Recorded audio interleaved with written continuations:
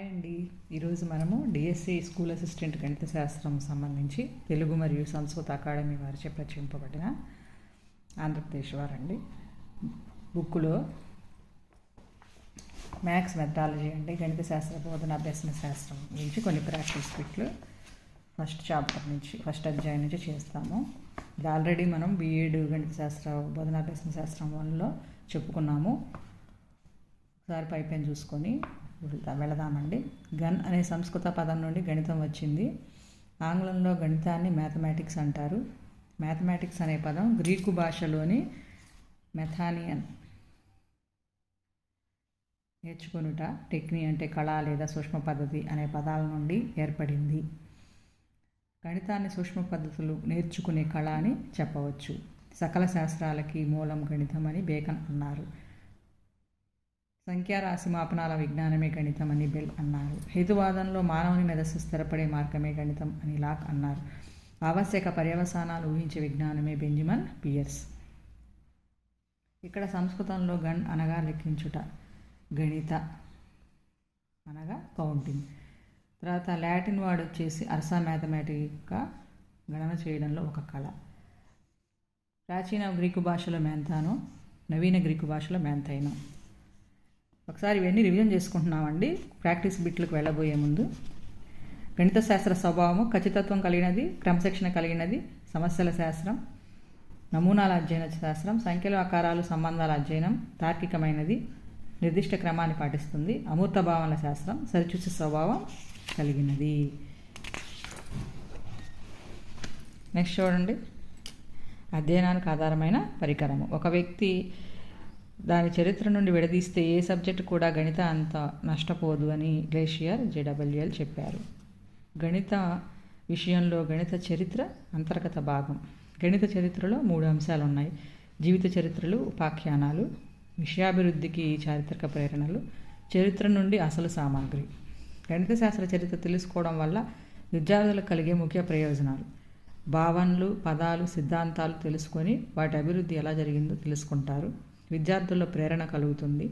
గణిత భాష గుర్తుల్ని అర్థం చేసుకోవడంలో తోడ్పాటును అందిస్తుంది. గణిత శాస్త్ర చరిత్ర జ్ఞానం వల్ల ఉపాధ్యాయునికి కలిగే ప్రయోజనాలు ఏంటి? ఆసక్తిని, అభిరుచిని పెంపొందించవచ్చు. ఉపాధ్యాయుడు తన బోధన అభివృద్ధి చేసుకోవచ్చు.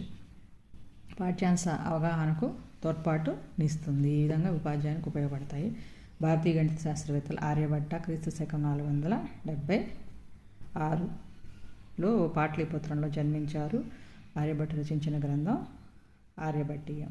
గణిత శాస్త్రానికి ఆర్యభట్టుగా చేసిన సేవలు: సైన్ పట్టికల రూపకల్పన, పై విలువ సుమారు 3.1416 అని మొదటిసారి తెలియజేశారు. దశాంశ పద్ధతిని, విలోమ పద్ధతిని ఉపయోగించారు. దశాంశ పద్ధతిని, విలోమ పద్ధతిని 2 ఉపయోగించారు. నెక్స్ట్ శ్లోకాలు ఉన్నాయి ఆర్యభట్టీయంలో 121. గీతికాపాదం, గణితపాదం, గోళపాదం, కాలక్రియాపాదం, కాలమానం, గ్రహగతులు ఇవన్నీ అన్నమాట. దీంట్లో 10 శ్లోకాలు, దీంట్లో 33. గణిత పాదంలో 33, గీతికాపాదంలో 10, గోళపాదంలో 50, కాలక్రియాపాదంలో 22 ఇవన్నీ ఉన్నాయన్నమాట. నెక్స్ట్ ఈ కాలక్రియాపాదం వచ్చేసి మనకేం చెప్తుందంటే కాలమానము, గ్రహగతుల గురించి చెప్తుందండి. నెక్స్ట్ అంకశ్రేణిలో n పదాల మొత్తానికి n(n+1/2) అనే సూత్రాన్ని చెప్పారు. త్రిభుజ వైశాల్యం, వృత్త వైశాల్యానికి సూత్రాన్ని ఇచ్చారు ఆర్యభట్ట గారండి. నెక్స్ట్ బ్రహ్మగుప్త గారు ఫాదర్ ఆఫ్ మ్యాథమెటిషియన్ అని ఆర్కిమిడీస్ గారిని అంటారండి. ఫాదర్ ఆఫ్ మ్యాథమెటిషియన్ ఎవరంటే ఆర్కిమిడీస్. బ్రహ్మగుప్త గారు క్రీస్తు శకం 598లో రాజస్థాన్ రాష్ట్రంలో బిన్మన్లో జన్మించారు. మొదటి గ్రంథం బ్రహ్మస్ఫుట సిద్ధాంతం, సింధు హింద్, అరబీ భాషలో సింధు హింద్ అండి. రెండవ గ్రంథం కణఖండ కాడ్యక అన్నమాట. బీజగణితాన్ని ఖగోళ శాస్త్రానికి అన్వయించిన మొదటి భారతీయ గణిత శాస్త్రవేత్త. గణిత శాస్త్రానికి బ్రహ్మగుప్త గారు చేసిన సేవలు ఏంటి? a² + b² = c² అనే విశిష్టమైన సిద్ధాంతాన్ని తెలియజేశారు.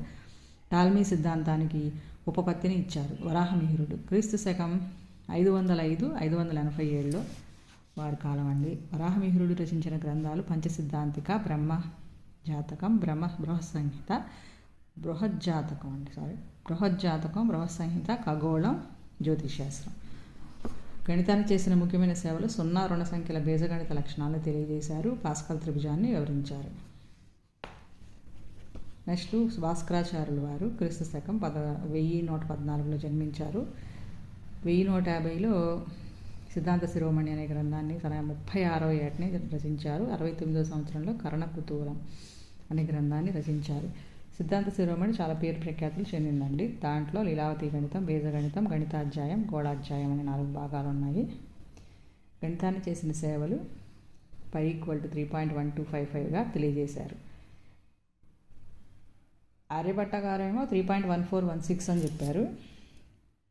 ఈయన పై విలువ 3.1255గా తెలియజేశారు అన్నమాట భాస్కరాచార్యుల వారు. ప్రస్తారాలు, సంయోగాల గురించి కూడా వివరించారు. నెక్స్ట్ సున్నాకు చెందిన నియమాలు అన్నాడు. బీజగణితంలో ధనారుణ సంఖ్యలను ప్రస్తావించారు. ఇంతటితో వీడియోని ఎండ్ చేస్తానండి. నెక్స్ట్ వీడియోలో మళ్ళీ కలుద్దాం. Please like. దీంట్లో గణిత శాస్త్ర బోధనాభ్యసన శాస్త్రం మ్యాథ్స్ మెథడాలజీకి సంబంధించి మనం కొన్ని రివిజన్ చేసుకుంటూ ఉన్నామండి. నెక్స్ట్ శ్రీనివాస రామానుజం గారి గురించి చెప్పుకుంటున్నాము. ఈయన 1887 డిసెంబర్ 22వ తేదీన ఈరోడ్ నగరంలో జన్మించారు. రామానుజన్ సంఖ్య 1729. 1729 = 12³ + 1³ 10³ + 9³ 2 విధాలుగా రాయొచ్చండి. అంటే 2 భిన్న సంఖ్యల గణాల మొత్తంగా 2 విధాలుగా రాయొచ్చని తెలియజేశారు. శ్రీనివాస రామానుజన్ గణితానికి చేసిన సేవలు ఏంటి అంటే మాక్ థీటా ఫంక్షన్పై పరిశోధన చేశారు. ఇది క్యాన్సర్కి కనుగొనేటప్పుడు ఉపయోగిస్తారండి. నెంబర్ థియరీ నందు పరిశోధన, ఇతర భిన్నాల గురించి పరిశోధన అండి. ఈ 3 చేశారు. యూక్లిడ్ క్రీస్తు పూర్వం 325, క్రీస్తు పూర్వం 265 అండి. యూక్లిడ్ జామితీయ గణితానికి పితామహుడు. ఈయన ది ఎలిమెంట్స్ అనే గ్రంథాన్ని 13 సంపుటాలుగా రచించారు. యూక్లిడ్ డాటా అనే గ్రంథాన్ని వ్రాశారు. గణితానికి చేసిన సేవలు వచ్చి ప్రధాన సంఖ్యలు అనంతం అని చెప్పారు. ఈయన జీవితం కాలంలో గణితాన్ని ఒక క్రమ పద్ధతిని కలిగిన శాస్త్రంగా తయారు చేశారు. నెక్స్ట్ పైథాగరస్ అండి. క్రీస్తు పూర్వం 580, 500. పైథాగరస్ సంఖ్యలను సరి బేసి సంఖ్యలుగా వర్గీకరించారు. గణాల్లో గోళం, సమతలాకారంలో వృత్తం చాలా అందమైనది అని తెలియజేశారు. గణాల్లోంచి గోళం, సమతలాకారంలో వృత్తం. త్రిభుజంలో 3 కోణాల మొత్తం 180 డిగ్రీలు లేదా 2 లంబ కోణాలు అని చెప్పారు. 1 నుండి 2n+1 వరకు గల బేస్ సంఖ్యల మొత్తము కూడా ఏర్పడి ఒక ఖచ్చితమైన వర్గము ఎప్పుడూ కూడా ఒక ఖచ్చితమైన వర్గము అవుతుంది అని చెప్పారు. ఇక్కడ 2n+1 అనేది బేస్ సంఖ్య సాధారణ రూపం. నెక్స్ట్ n(n+1/2) రూపంలో ఉండే సంఖ్యలను త్రిభుజాకార సంఖ్యలు అంటారు అని చెప్పారు పైథాగరస్ గారు. Next Rene Descartes 1596 AD, 1650 AD. బీజగణితం, రేఖాగణితం కలిపి వైశ్లేషిక జ్యామితి అనే నూతన గణిత శాఖను ఏర్పరిచారు. వర్గమూలానికి రూట్ గుర్తును ఉపయోగించారు. డిస్కోర్స్ ఆన్ మెథడ్ అనే పుస్తకంలో నూతన గణిత విధానాన్ని పరిచయం చేశారు. దత్త బిందువు నుండి మరి ఒక బిందువు గల లంబ దూరాన్ని కనుక్కున్నాడు. జార్జ్ కాంటర్ 1845, 1918. అకరణీయ సంఖ్యలకు సహజ సంఖ్యలకు మధ్య అన్వేక సంబంధం ఉండవచ్చని నిరూపించారు. వాస్తవ సంఖ్యల అనంతం తెలియజేశాడు. సమితివాదాన్ని ప్రతిపాదించి అభివృద్ధిపరిచాడు. గణిత శాస్త్ర సహసంబంధం గురించి బాహ్య సహసంబంధం, అంతర్గత సహసంబంధం అండి. శాస్త్రంలో విషయాలను ఇంకో శాస్త్రంలో విషయాలతో సమన్వయపరిచి బోధించడమే సహసంబంధం అండి. నెక్స్ట్ ప్రశ్నలు. గణితము అంటే అవసరమైన నిర్ధారణలు రాబట్టే శాస్త్రం నిర్వచించింది ఎవరండి? Benjamin Peirce. క్రింది వానిలో గణిత స్వభావానికి సంబంధించని అంశము తార్కికమైనది అయితే తార్కికమైనది కాదు అని ఇచ్చారు. అందుకని ఇది సరి అయింది కాదు. నెక్స్ట్ గణిత శాస్త్రవేత్తలు ఇచ్చిన నిర్వచనాలు జతపరచండి అన్నారు. ఇలాంటి బిట్ తప్పనిసరిగా డిఎస్సిలో వస్తుంది, జాగ్రత్త చూసుకోవాలి. ఫ్రాన్సిస్ బేకన్ ఏం చెప్పారు అంటే సకల శాస్త్రాలకి మూలాధారం గణితం. అరిస్టాటిల్ గారు ఏం చెప్పారు? పరిమాణ శాస్త్రం. బెల్ సంఖ్యారాశి మాపనాల విజ్ఞానమే గణితం అని చెప్పారు. అగస్టు కోమ్టే పరోక్ష మాపనం. ఆర్యభట్ట పై విలువని 3.1416గా తెలియజేశారు. గణిత శాస్త్ర చరిత్రను తెలుసుకోవటం వల్ల విద్యార్థులకు కలగని ప్రయోజనం ఏంటంటే నిరంతరం అభివృద్ధి చెందే పాఠ్య విషయం అని తెలుసుకోలేరు అన్నారు. నెగిటివ్ ఇచ్చారండి. మిగతావన్నీ పాజిటివ్, కలుగుతుంది, సహాయపడుతుంది, కలిగిస్తుంది అన్నారు. కాబట్టి ఆన్సర్ వచ్చి ఇదండి. అంకశ్రేణిలో n పదాల మొత్తానికి సూత్రాన్ని తెలియజేసింది ఎవరండి? గణిత శాస్త్రవేత్త ఆర్యభట్ట. బీజగణిత సమస్యల సాధనలో అజ్ఞాత రాశికి యావత్వత్ అని పేరు పెట్టింది బ్రహ్మగుప్తా గారు.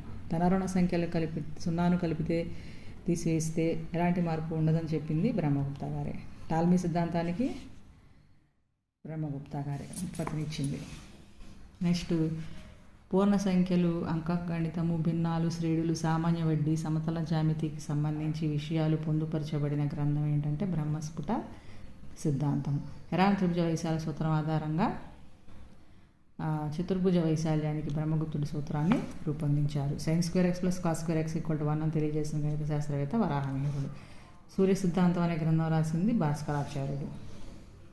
సమున్నత సంయుక్త సంఖ్యలనే భావాన్ని ప్రవేశపెట్టింది శ్రీనివాస రామానుజన్. త్రిభుజంలో 3 కోణాల మొత్తం 180 డిగ్రీలను తెలియజేసింది పైథాగరస్. 1 నుంచి 2n+1 వరకు బేస్ సంఖ్యల మొత్తం ఎప్పుడో ఖచ్చితమైన వర్గం అవుతుందని తెలియజేసింది పైథాగరస్సే.